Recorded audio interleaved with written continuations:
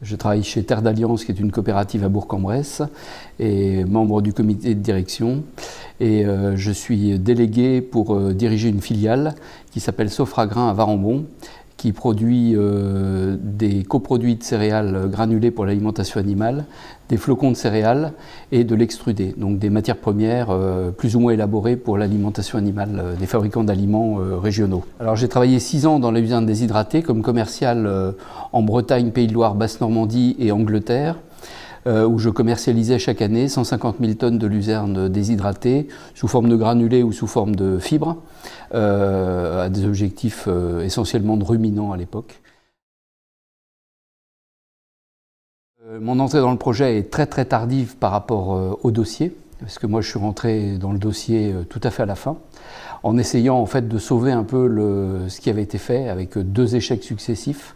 Un problème de leadership qui n'avait pas été abordé réellement, de la méthodologie qui n'était pas du tout là non plus, une connaissance en agronomie de la luzerne qui était un peu oubliée, même si localement on avait eu l'occasion de travailler la luzerne, c'était un peu oublié. Et du coup, j'ai essayé d'apporter mon expérience et le côté, et essayer de retrouver une genre d'assurance, un petit peu de crédibilité par l'intermédiaire de mon poste chez Terre d'Alliance pour essayer de donner un peu de relief au projet et essayer de le concrétiser un peu plus, sachant que la Chambre d'agriculture elle-même avait eu du mal sur ce dossier-là. Elle l'avait chiffré, mais elle n'était pas allée au bout d'un projet véritablement économique. Notre idée, c'était de dire on est crédible. Alors moi, j'étais crédible sur le dossier agronomique, sur un certain dossier investissement, etc. C'était d'essayer de reprendre un peu de hauteur par rapport au projet et d'essayer de lui donner une consistance au-delà des problèmes de personnes qui avaient un petit peu plombé le dossier, collectif, des dossiers un peu compliqués, des craintes aussi qui étaient injustifiées parce qu'on devait monter un projet dans la durée, ça c'est obligatoire d'un point de vue investissement, mais c'était évidemment pas les agriculteurs qui allaient porter ce projet. Et on a eu effectivement des agriculteurs qui nous ont dit mais moi j'arrête dans 5 ans, si c'est un projet à 19 ou 20 ans, je sais pas comment je vais faire pour continuer à financer derrière. Bon, sauf qu'il y a toujours une reprise et que la valeur d'un outil comme celui-là, un outil collectif, a de la valeur aussi pour le repreneur d'une exploitation agricole dans la succession. C'est un échec collectif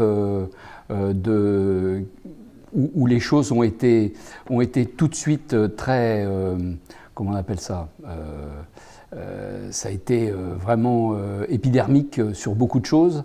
Ça a été épidermique sur le fait qu'effectivement il y avait la contrainte de l'administration sur le risque de gel de terre, la contrainte des gens qui étaient dans le bio, pas dans le bio, dans le conventionnel.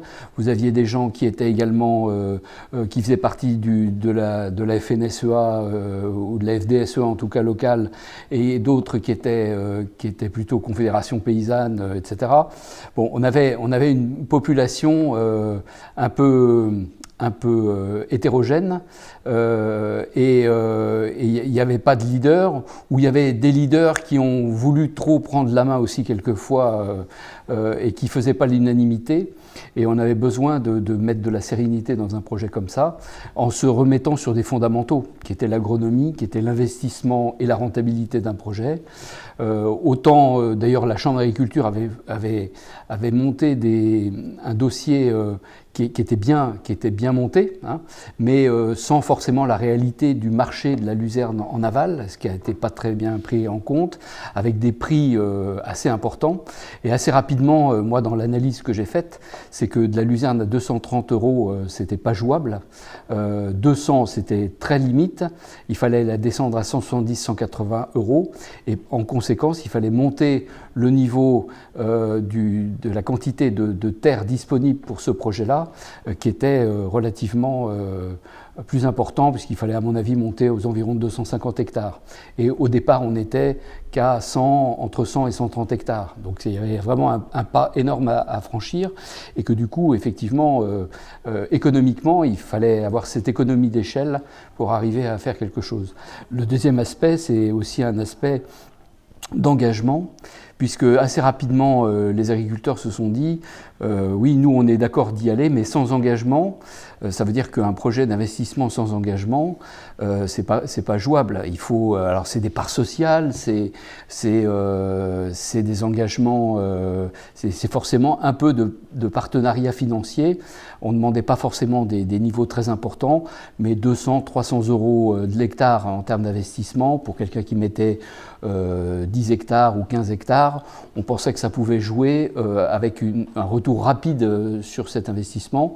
Et sans vouloir forcément faire de la coopération elle-même, on aurait pu imaginer quelque chose un peu de type coopératif, type CUMA, type coopérative agricole, comme la plupart d'ailleurs du temps ça se passe sur la luzerne déshydratée. C'est essentiellement des coopératives agricoles qui font de la luzerne déshydratée. Moi, je suis absolument persuadé que le projet ressortira, d'abord parce qu'agronomiquement, il a un vrai intérêt, qu'on a aussi le lycée agricole qui apportait un énorme apport en terrain, en garantie aussi, en crédibilité au niveau d'un projet comme ça. Donc moi, je suis persuadé que le projet ressortira d'une façon ou d'une autre. Alors, je pense que il faudra...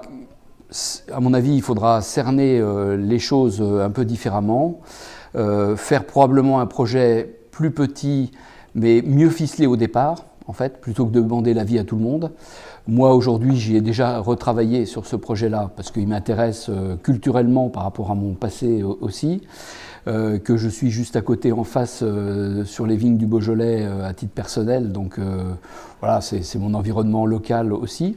Et moi, je suis persuadé que ça va redémarrer, mais il faut pas qu'on parte dans tous les sens comme on est parti. C'est-à-dire qu'il faut rapidement monter une structure juridique de type associatif pour que ça coûte le moins cher possible.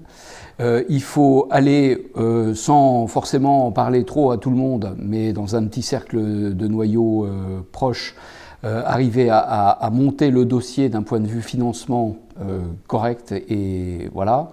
Et avec trois hypothèses d'investissement en fonction du nombre d'hectares qu'on a en face.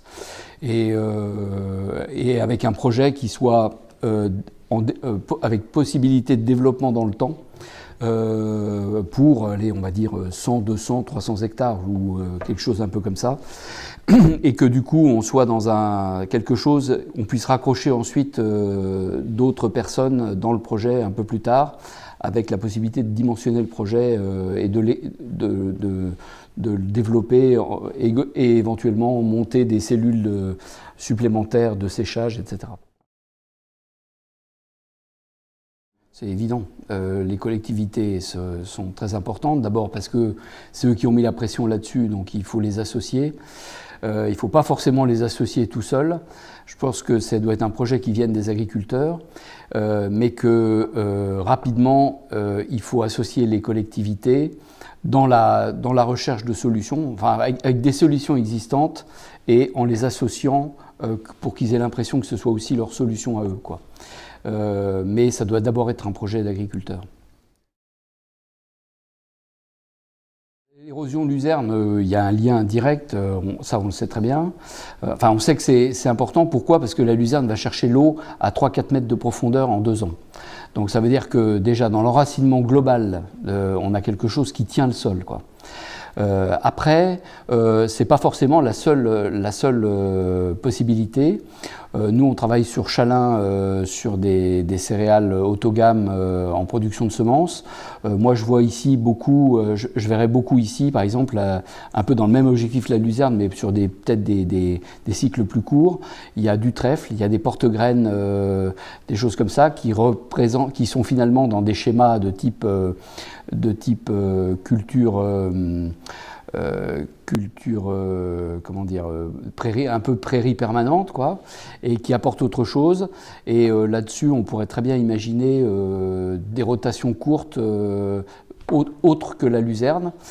C'est d'autant plus intéressant que la luzerne n'est pas forcément la meilleure solution dans les zones érosives, qui sont souvent des tout petits parcellaires, où les engins pour faucher la luzerne en dévers, etc., sont plus compliqués qu'en plaine plate, quoi, voilà. Et donc, il y a sûrement à combiner un certain nombre de choses là-dessus. Et c'est ça, moi, que je voulais apporter au niveau de la coopérative, c'est cette vision un peu plus élargie sur d'autres productions éventuellement, parce que une faucheuse de luzerne qui fait 4 ou 5 mètres dans des toutes petites parcellaires, on se retrouve avec derrière, je veux dire, un manque à gagner, d'ailleurs qu'on avait chiffré aussi là-dessus, parce qu'il y avait un vrai coût supplémentaire, des routes qui ne permettaient pas aux engins de passer, et finalement quelque chose qui était presque plus nuisible par rapport à l'environnement urbain ou périurbain de ces zones, vis-à-vis des personnes qui habitent à côté et qui auraient vu 3, 4, peut-être 5 fauches de luzerne dans la même année, alors qu'ils voient d'habitude une seule moissonneuse-batteuse. Un élément de la solution, mais un élément qui, à mon avis, est fondamental agronomiquement, pour une raison très simple, c'est qu'on est essentiellement sur des limons relativement battants, très profonds, et avec une nappe phréatique qui est inexistante, sauf qu'on a une capillarité de remontée de l'eau par capillarité qui est très importante, et on a 8 années sur 10 des rendements aux environs de 110-120 quintaux de maïs, mais on a 2, 3 et probablement dans les années qui viennent plus d'années, enfin en nombre d'années sur 10 qui seront plus défavorables au maïs, et donc c'est aussi une façon de trouver une sécurité en termes de production.